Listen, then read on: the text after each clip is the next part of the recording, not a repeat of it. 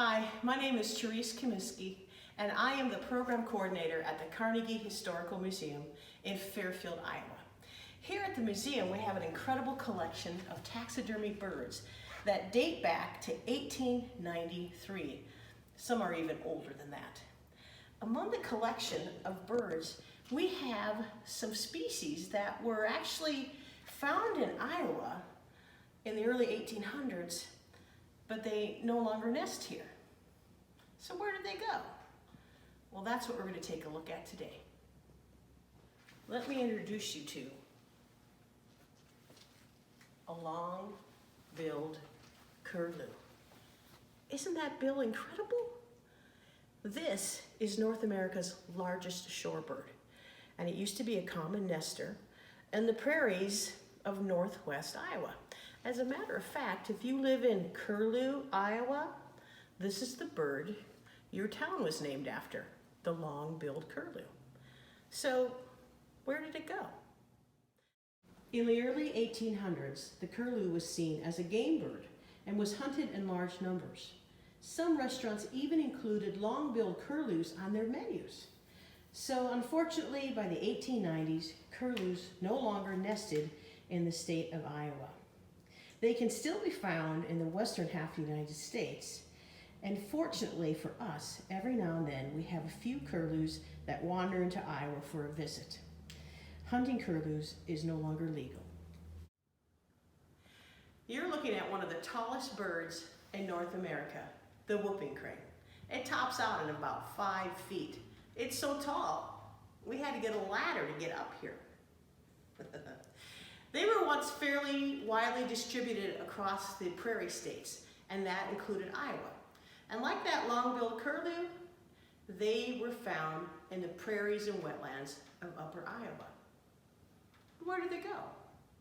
As the early settlers moved into Iowa, they started to change the landscape for farming.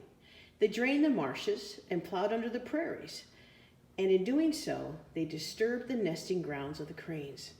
This loss of habitat, along with hunting and egg collecting, was devastating for the birds. The whooping cranes were actually on the brink of extinction in the 1940s when there was only about maybe 20 birds left in the wild. But finally the birds were protected, and through the work of dedicated biologists and conservationists, the wild population is now around 800. But the whooping crane is still one of the rarest and most endangered birds in North America. Now, while the long-billed curlew and the whooping crane were birds of the prairie and wetland, the passenger pigeon was a bird of the forest. It depended on the forest for its nesting sites and for its food, because it loved to eat acorns and chestnuts and seeds and berries. Now, this bird was mentioned in a lot of the early journals of explorers and settlers because of the fact it migrated in vast flocks. I mean, huge flocks. So big that it actually darkened the sky as they passed over. Those journals told how the flapping of the bird's wings actually moved the air and cooled the air beneath it. The people underneath would feel this chill go over. So they were actually probably one of the most numerous birds in North America. So where did they go? Where did they go? Well, sadly, they went extinct. It is estimated that the passenger pigeon was once the most abundant bird in North America, comprising 3 billion to 5 billion individuals. And it went from billions to none in 40 years.